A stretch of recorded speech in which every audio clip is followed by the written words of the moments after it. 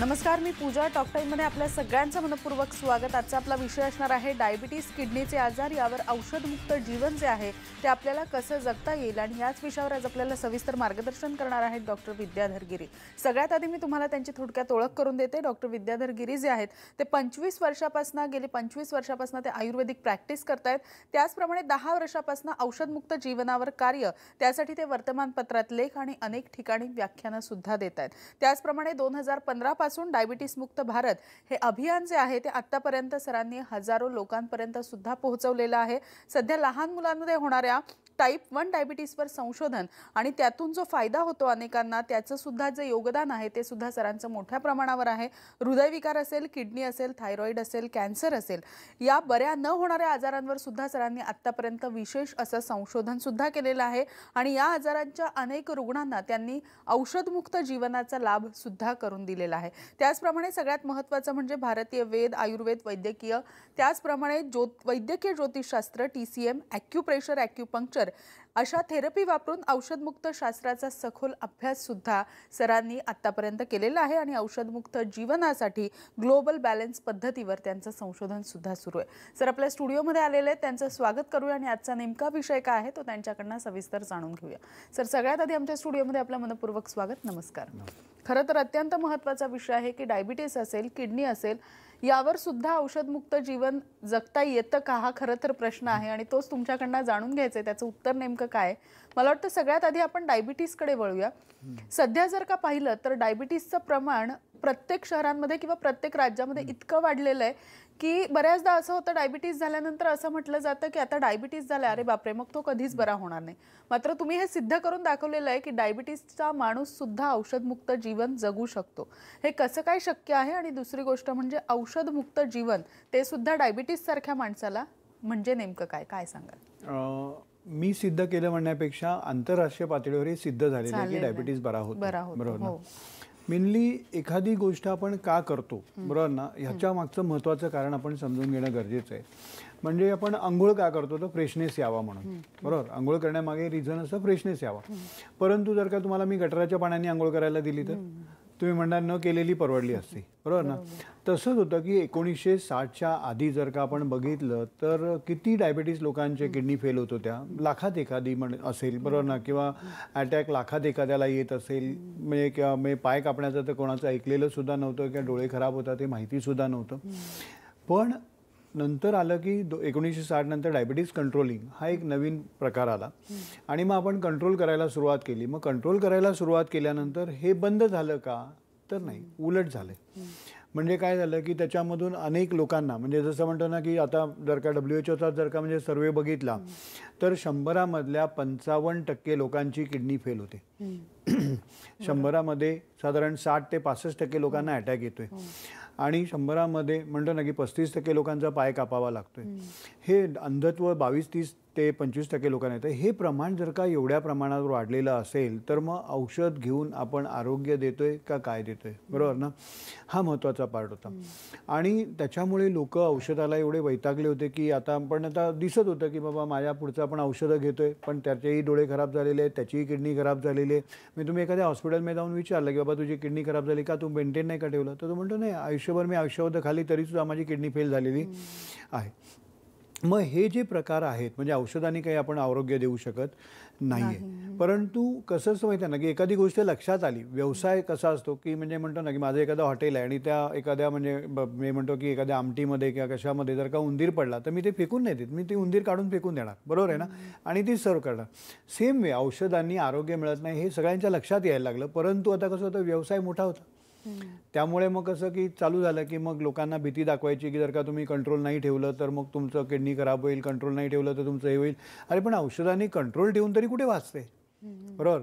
पण एक मोठा म्हणजे म्हणतो ना की गट असा होता की जो याच्याशी विरोध करत होता.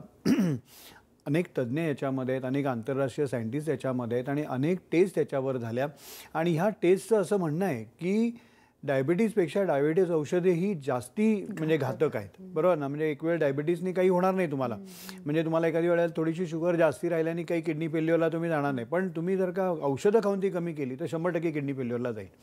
म्हणजे अनेक विकिपीडियाज म्हणून ॲकॉर्ड नावाची अनेक ज्या काही टेस्ट झाल्या, म्हणजे इंटरनॅशनल टेस्ट झालेल्या आहेत, आणि त्या सगळ्यांचा निष्कर्ष असा आहे की तुम्ही जर का औषधं घेऊन डायबिटीज कमी करण्याचा प्रयत्न केला तर मात्र तुमचा म्हणजे डेथ रेट वाढेल, अटॅकचे प्रॉब्लेम जास्ती होतील. हे सगळं मी त्यांनी सिद्ध केलं.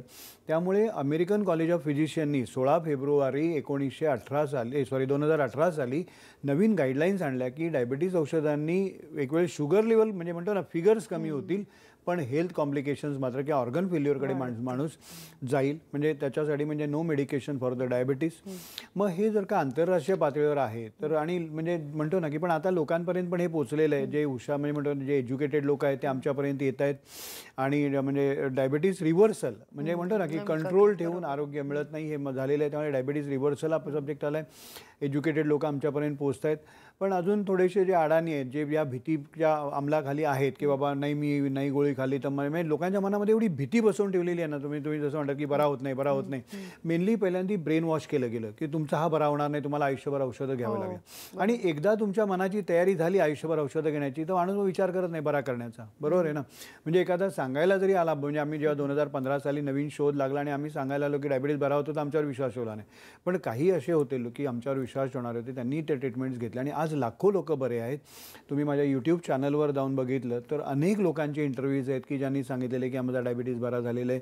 इंटरनॅशनल लेवलला लाखो लोक बरे झालेले आहेत. त्यामुळे आता हे प्रूव्हन सायन्स आहे. आणि म्हणजे मोठा पब्लिक आता म्हणजे म्हणतो ना की ॲलोपॅथिक औषधांकडून लांब जाऊन आमच्याकडे यायला सुरुवात झालेली आहे. आता बघा ना, म्हणजे आमच्याकडे एक बहीण 3 भाऊ, बरोबर ना. मोठ्या भावाची किडनी फेल्युअर झाली, 3 नंबरवालीची झाली, 2 राहिलेल्या होत्या, बरोबर. मग त्या दोघी आमच्याकडे आल्या, आम्ही मेडिसिन फ्री लाईफ त्यांना दिलं, म्हणजे म्हणतो ना हळूहळू त्यांचे मेडिकेशन्स क्लोज केले, आज ओके. दुसरं म्हणजे एक होता की 2007 साली त्याला हार्टचा प्रॉब्लेम झाला, बघितलं, ब्लॉक झाले, अँजिओप्लास्टी केली, आणि मग त्याच्यानंतर रक्त पातळवायची गोळी, कोलेस्ट्रॉलची गोळी, ह्या गोळ्या कंटिन्युअस चालू केल्या, आणि तरी 2011 साली परत ब्लॉक झाला. म्हणजे गोळ्या घेऊन जर का ब्लॉक होणार असतील तर मग गोळ्या खायच्या. आणि दुसरं म्हणजे त्या गोळ्यांचे साईड इफेक्ट्स कोणी घ्यायचे. म्हणजे तुम्ही रक्त पातळवायची इकोस्प्रिन आणि जर का म्हणजे कोलेस्ट्रॉलची जर का स्टॅटिन नावाची गोळी बघितली, म्हणजे इव्हन 2004च्या म्हणजे जर्नल्समध्ये असं आलं होतं की स्टॅटिन जी आहे, बरोबर ना, ज्यांनी निर्मिती केली त्याची किंवा ज्यांनी त्याचं संशोधन केलं, ज्यांनी शोधून काढली, त्यांनी घ्यायला तयार नव्हतात. आणि तुम्ही लोकांना का देताय, बरोबर. म्हणजे स्टॅटिनचे भयानक साईड इफेक्ट्स आहेत, आणि एवढं असताना तुम्ही का घेताय. आणि त्यांनी म्हणजे अशी गॅरंटी कुठलीच नाही आहे. म्हणजे तुम्ही एखाद्या वेळेला डॉक्टरला जाऊन विचारा की बाबा मी ह्या गोळ्या इमानी इतबारे घेतो पण मला ब्लॉक होणार नाही याची गॅरंटी देणार का, तर कोणीच द्यायला तयार नाही. आणि बघितलेलं आम्ही की होतात आहेत ब्लॉक. म्हणजे 11 साली झाला, परत त्यांनी रक्त पातळवायच्या आणि कोलेस्ट्रॉलच्या गोळ्या घेऊन परत 17 साली त्याला 2 ब्लॉक झाले, 2 स्टेन टाकले, दोन्ही फेल गेले, मग शेवटी आमच्याकडे आला आणि आज औषधमुक्त जीवन जगतोय. नक्कीच. मला वाटतं अशा काही रुग्णांच्या प्रतिक्रिया सुद्धा आपल्यापर्यंत आलेल्या आहेत. नेमक्या या रुग्णांनी काय प्रतिक्रिया डॉक्टरांकडे जाऊन आल्यानंतर दिल्या आहेत ते आपण पाहूयात.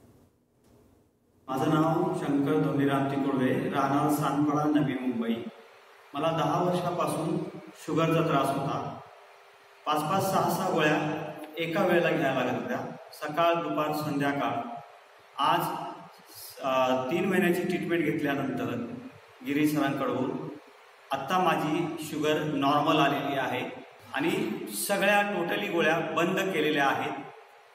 कुठल्याही मेडिसिनच्या गोळ्या मला चालू नाही आहेत आणि आता मी निरोगी जीवन जगतो आहे. राजाराम शिंदे, मी लोअरपर्यंत इथून आली आहे. मला जवळजवळ 2009 पासून म्हणजे ब्लड प्रेशर होतं आणि त्याच्यानंतर एक 2-4 वर्षांनी डायबिटीस सुरू झालं. नेहमी सतत 3-3 गोळ्या दिवसातून घ्यायच्या, तरीसुद्धा डायबिटीस कमी होत नव्हता. पण विद्याधर सरांचं लेक्चर ऐकलं ABP माझ्यावर, आणि मी आत्तापर्यंत कोणावरच कधी विश्वास ठेवला नव्हता, पण माहीत नाही मला सरांचं लेक्चर ऐकून एकदम असं वाटलं की आपण फोन करून जायलाच पाहिजे त्यांच्या शिबिरामध्ये. आणि मग मी फोन घेतला आणि मग त्यांच्या शिबिरामध्ये आले. तर इथं आल्यानंतर खूप आनंद झाला, कारण त्यांनी या 7 दिवसामध्ये सगळ्याच लोकांचं गोळ्या कमी केल्यात आणि चांगल्या प्रकारचं ते त्यांचं डाएट आणि त्यांचे सगळे कर्मचारी, सगळे डॉक्टर्स खूप चांगले आहेत. खूप इथं येऊन खूप आनंद झाला आहे. आणि गोळ्या आमच्या बंद झाल्या. इथं आल्यापासून मी एकही गोळी घेतली नाही, ब्लड प्रेशरची पण आणि डायबिटीजची पण. आणि त्याचा इतकं असा आनंद झाला आहे की असं म्हणजे सगळे जे जे जे काही लोक इकडे येऊन गेले ते सगळेच चांगले आहेत आणि सगळ्यांचंच हे चांगलं आहे. त्यामुळं असं इथं असं वाटत होतं की अजून राहावं किंवा पुन्हा पुन्हा यावं असं वाटतंय. आणि म्हणून मी विद्याधर सरांना मी धन्यवाद देईन की असं सगळ्याचं शुगर कमी होऊन आपला सगळा देशच डायबिटीज मुक्त व्हावा असं वाटतंय. मला वाटतं तुम्हाला सुद्धा जर का औषधमुक्त जीवन जगायचं असेल तर शनिवार दिनांक 8 फेब्रुवारी रोजी कोल्हापूरला सर भेट देणार आहेत आणि तिथे त्यांचं राजर्षी शाहू सभागृहात दुपारी 4 वाजता जे आहे ते मोफत व्याख्यान सुद्धा आहे. त्याचप्रमाणे कन्सल्टिंगसाठी सुद्धा ते वैयक्तिक लोकांना भेटणार आहेत.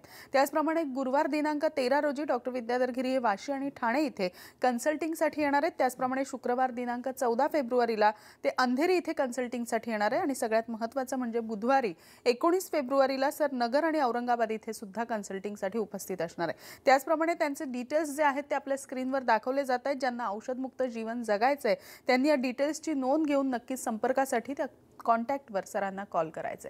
एक छोटीशी विश्रांती घेऊन आपण या कार्यक्रमामध्ये लगेचच भेटतोय. तुम्ही मात्र कुठेही जाऊ नका, पाहत राहा टॉप टाइम.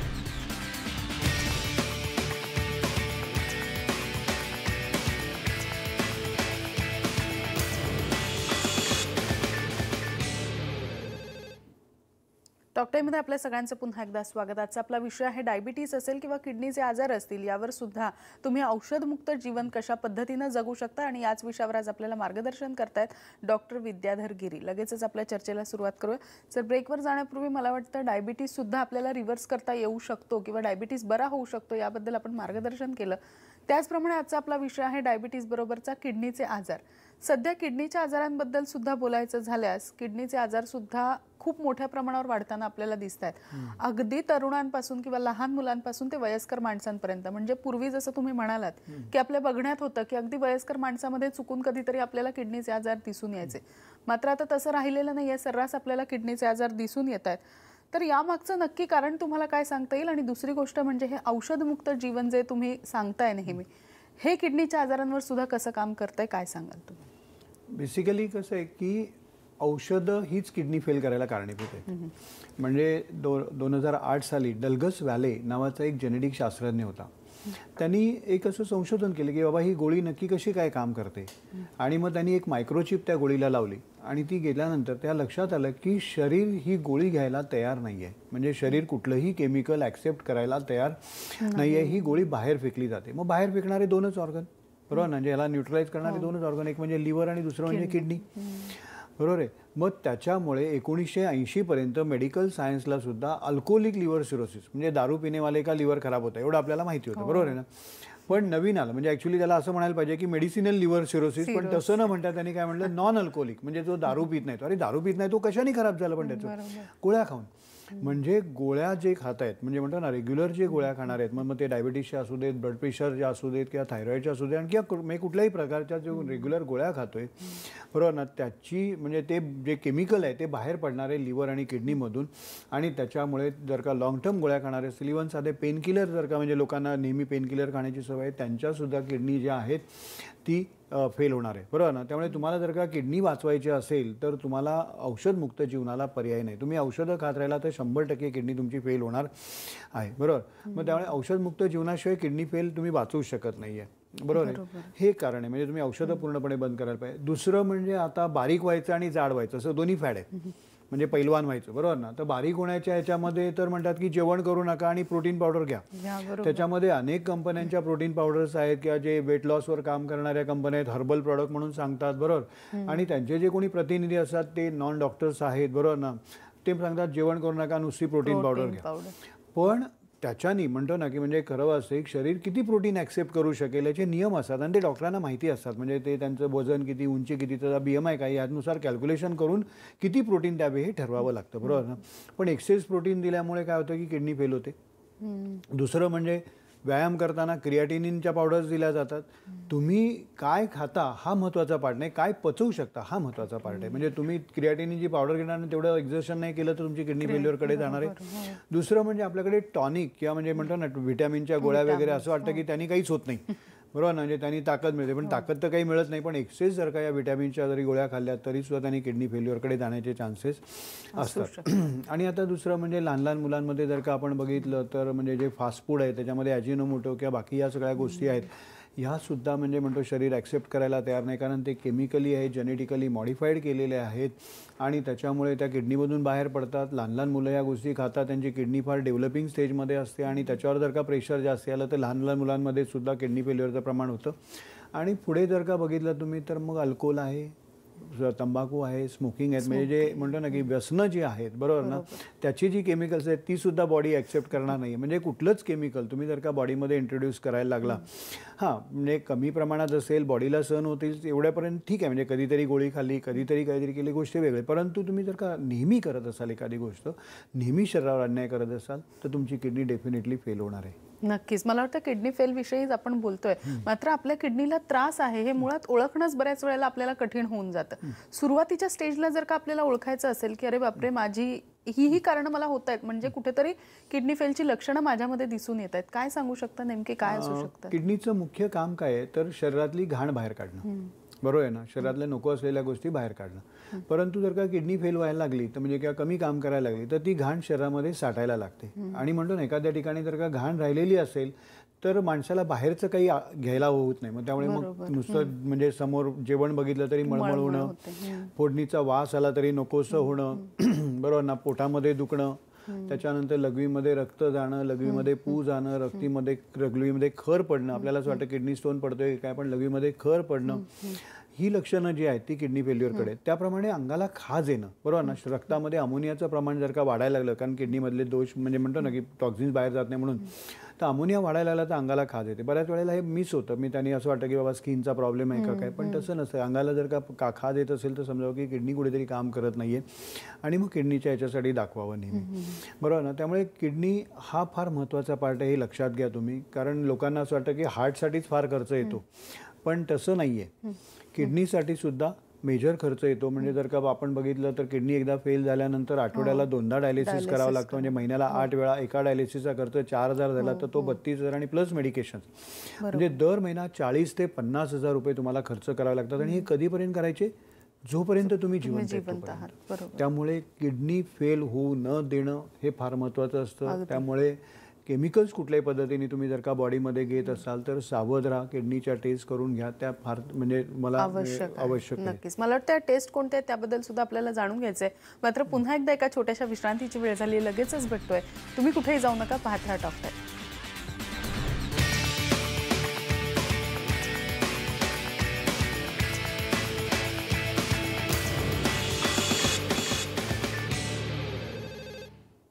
टॉक टाईममध्ये आपल्या सगळ्यांचं पुन्हा एकदा स्वागत. आजचा आपला विषय आहे डायबिटीस असेल, किडनीचे आजार असतील, यावर औषधमुक्त जीवन आपल्याला कशा पद्धतीनं जगता येईल, आणि याच संदर्भात आज आपल्याला मार्गदर्शन करतायत डॉक्टर विद्याधर गिरी. लगेचच चर्चेला सुरुवात करूया.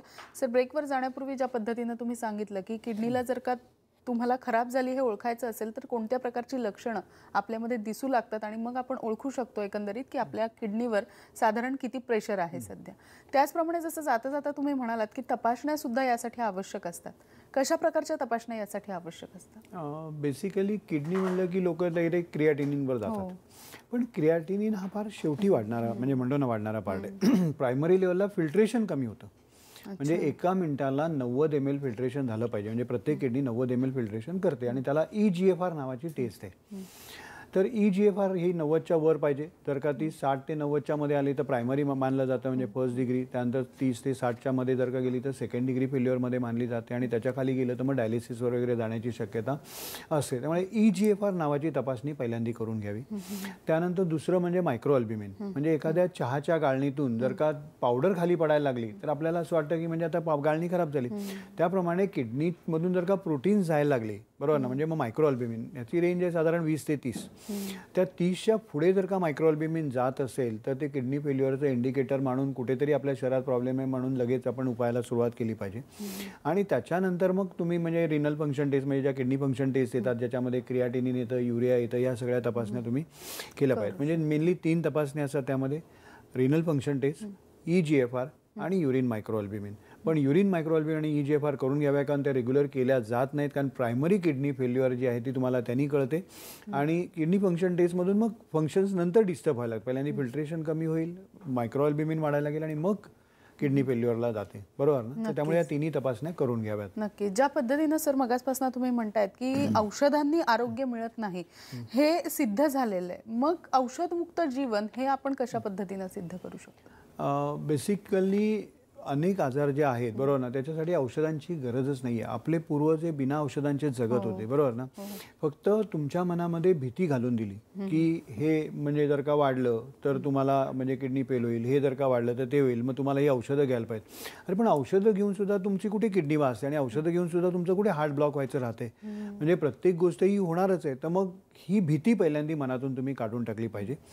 आणि मग आपल्याकडे त्याच्यामध्ये आपण म्हणतो की तुम्ही काही तपासण्या करा आणि मग आपल्याला येऊन भेटा आणि मग मी वेगवेगळ्या ठिकाणी भेट देतो, तिथे भेट देतो. मग त्यानंतर आपण काय करतो की त्यांना एक आपला वर्षभराचं शेड्यूल असतं आणि या वर्षभराच्या शेड्यूलमध्ये मग आपण त्यांचे हळूहळू मेडिसिन बंद करत नेतो, पण 3 महिन्यामध्ये कुठल्याही परिस्थितीमध्ये आपण मेडिसिन फ्री लाईफ साध्य करतो आणि त्यानंतर इतर काही त्यांच्या शरीरामध्ये जे गोळ्या खाऊन औषधं खाऊन जे दोष निर्माण झालेले असतील ते बरे करायला थोडे 5 महिने 6 महिने 8 महिने कोणाकोणाला लागतात. त्याच्यासाठी आपण आयुर्वेदिक ट्रीटमेंट्स वापरतो.